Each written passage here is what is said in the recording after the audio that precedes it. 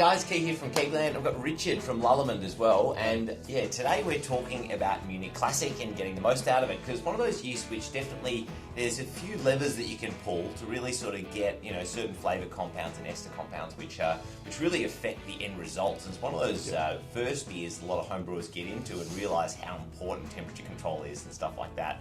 And controlling that recipe and mash profile to really get the flavour that you're chasing. So because of those technical aspects, I thought it was really important to bring Richard in so he can discuss some of that. The other thing is we've also got Red Hill Brewery, and they actually use the Munich Classic in their Red Hill wheat beer. So we're going to be tasting some of that while we're taking this video. And this wheat beer yeast, it's one used quite a lot commercially out there as well, because it is such a fantastic yeast. A lot of yeasts like this, they dry really well, so it's definitely a strain which I think dry yeast goes really well, because it's such a stable product, you know exactly what you're pitching, and performs perfectly. But with respect to the Munich Classic, it wasn't always Munich Classic, was it? There was a bit of a brand change, and there was a bit of a name change, but the genetic actual makeup of this yeast has been the same as LalBrew. Absolutely, yeah. We used to have two yeasts that were essentially had the Munich name in them, and they were split out. So we now have Munich Classic, which is the German wheat beer yeast, and then we also have Wit, which is our Belgian wheat beer yeast. Give very different flavour profiles, and that's why we sort of had the differentiation between the two. Yeah, it's funny because after there was that packaging change, and there was also the name change, a very slight name change. The sales really started to increase a lot. So yeah, from a marketing perspective, obviously the team's done really well, because it's the same strain, and it's a strain that I've used quite a lot myself. But it's sort of interesting how the sales have really kind of grown just after that very simple packaging change, I suppose. So tell us a bit about the background of the yeast, Richard. So, as the name suggests, Munich Classic is a classic Bavarian wheat beer strain. This one is actually specially selected from the Doemens Yeast Culture Collection in Germany. Doemens is a leading academy of brewing science and education in Germany, and they do a lot of things with yeast, yeast isolation, storage for German wheat beers, German lagers, ales as well, and they also do a lot with the sensory at the same time. So a very well respected brewing academy that we've selected this strain from. It's a true top cropping German wheat beer strain that has, gives a very nice balanced profile between some of the phenolics and some of the esters, both of which are flavour components that you would expect in a classical German wheat beer style. Highly attenuating, so we're getting around about 83%, so you get that nice dryness that comes and gives a refreshing character to your wheat beers. You're not necessarily just talking about Hefeweizens here. We can use them like Dunkelweizens. You can use it as a really nice yeast for a Goose. So if you go kettle souring and then adding this yeast in, gives a really nice sort of profile to it as well. Oh, really? I never thought about that. Yeah, so Goose beer. They are, for all intents and purposes, wheat beers by description, but they just have that sort of slightly salty character and the acidity, which completely changes the beer. But behind that, the strains can be used as a very traditional German wheat beer strain. One of the other things that's really important in terms of flavour with Munich Classic is that it's what we call POF positive. So POF is the phenolic off flavour. Off flavour is the wrong word in this context, but that's that's what we refer it to as. So it is POF positive. So it produces phenolics, gives it that spice, bit of clove, which is really, really important in giving a balanced wheat beer. Yeah, that's it. Well, let's talk about flavours, because I think the flavours and the flavour balance is really important. The 4VG is certainly one component of the wheat beer, which is important, that cloves and sort of spice sort of aspect that a lot of people chase. Then also you've got sort of that banana isoamyl acetate as well, which basically a lot of people are trying to go after. So, what is essentially the levers that people can pull to essentially get one or the other? So if we're going for promotion of isoamyl acetate, IAA, that banana character, then essentially what we want to do is we want to stress the yeast a little bit, not too much, but we want to give it a few tools that will actually produce more ester, as ester is a production of yeast stress as well. So we could underpitch the yeast ever so slightly. We could not aerate it, which although it's not necessary for a dry pitch anyway with a lot of our strains. In particular with Munich Classic, if you want to produce more ester, they're not aerating, and if you're repitching, not aerating either.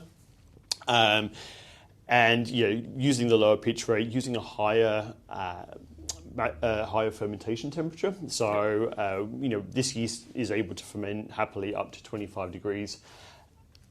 Esters are a function of fermentation temperature. So if we go to the higher range, we're going to naturally produce more of that ester profile as well. Yep. It's important to note you probably don't want to use all of these things at the same time. Yeah. Just choosing a couple, whether you underpitch it or whether you don't aerate it or whether you increase the fermentation temperature, definitely is a starting point.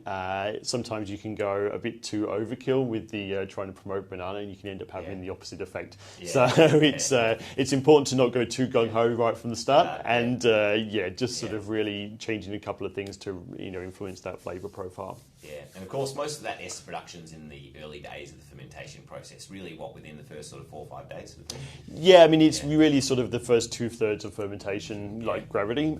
So whether that would be, Munich Classic is a very rapidly fermenting yeast, so you can get complete fermentation in about 4 or 5 days. So you might even be sort of the first 2 days, but really sort of monitoring the gravity of the ferment, and that first sort of 2/3 of the sugar profile is probably the most important bit in terms of temperature. Yeah, definitely. So keeping that temperature low is going to mean that more of that clove is going to come through, and then the 4VG.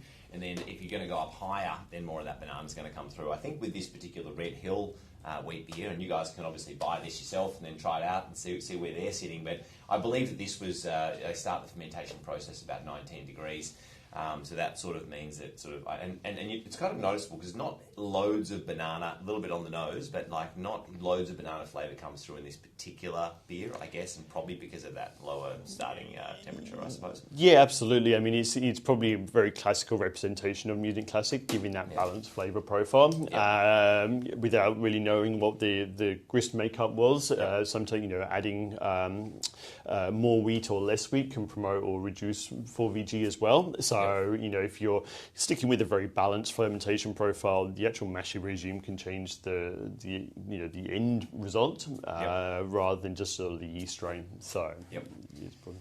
And also it's important to talk about like the glucose and sucrose sort of content, I suppose, or glucose mainly. But like I suppose it's one of those things that a lot of people think of the wheat beers and just think about temperature. But I think also, the sugar content is also, the sugar makeup is really important to getting that sort of banana flavour come through. Yeah, absolutely. I mean, again, esters are a product of, in particular, glucose fermentation. So you can manipulate the level of isoamyl acetate by adding or increasing the level of glucose in your wort, whether that is through low mashing temperatures, the use of an enzyme, a glucoamylase enzyme in the mash, or whether you're actually adding a glucose sugar, so whether that's sucrose, dextrose, a candy syrup, cane sugar, whichever way it is, just to increase that level of glucose will increase the level of isoamyl acetate. And in fact, you can even go a little bit further than that, and you can produce almost like a bubblegum character out of it. And that's again another classic note of some of the famous Hefeweizens. Yeah, definitely. So that's a really interesting point, because I think if we're just looking at the temperature alone, when you push that temperature up to those higher sort of 22, 23 degrees, you're going to get the banana out of there. But if you want to get some of that bubblegum flavour, really it sounds like that's important to make sure the glucose is there. So it's low mash temperatures. Adding cane sugar is one way. Obviously, cane sugar doesn't ferment super clean. It can sometimes bring some other off flavours in there. So if you want to spend a bit more money, I think getting an invert sugar might give you a better result. Or obviously if you're a traditional sort of German brewer and you don't like to add these sort of sugars, then obviously the lower mash temperature is the only way to go. But for a very easy way to control that, if you want to get more of that bubble gum, invert sugar is a really good option, I suppose. Yeah, just really any way that you can to increase that glucose concentration will certainly help to increase that level. Yep. Also it might be worth mentioning, again, I know I've mentioned other videos before, Richard, but there's the pitch rate calculator as well. There's like an app you can download. I've used that a few times. Really, really handy to sort of work out what pitch rate it should be for certain temperatures. So you plug in the temperature and the yeast strain, and it'll actually give some recommendations there as well.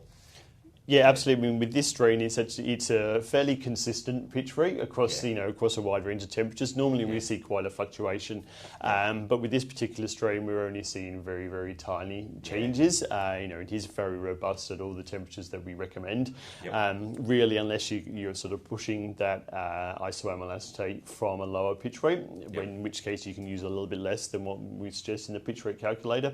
But other than that, if you're going for the sort of more balanced profile, then it's pretty uniform across the temperature range. Yep, fantastic. Awesome. Well, thanks so much for coming in and talking about Munich Classic yeast. I think it's hopefully this video has helped some of you new brewers get into it and work out exactly what levers to pull, whether that be adding sugar to get banana or going those higher temperatures to get more of that isoamyl acetate banana sort of flavour, or whether that be changing your mash profile or so forth, or even the pitch rate and so forth. But anyway, if you want to hear about any other cool new stuff that's coming out, definitely bottom right hand corner, subscribe to this video. The other thing you can do is also jump onto our homebrew community group. So we've got a Kegland homebrew community group, a lot of other guys sharing tips and tricks on how to use all the yeast strains and stuff like that. So join that one as well. And if you've got any other questions, just chuck them in the comments and I'll try to answer myself. Or if I can't answer it, something really technical, I might shoot it off to Richard and then you get some expert advice as well. So definitely comments below if you've got any other questions or something we've missed out potentially in the video. All right, thanks for that, and really appreciate your time, Richard. Thanks for coming in and talking about the yeast. No problem. Great to be here again. Yeah, awesome. Cheers. Cheers.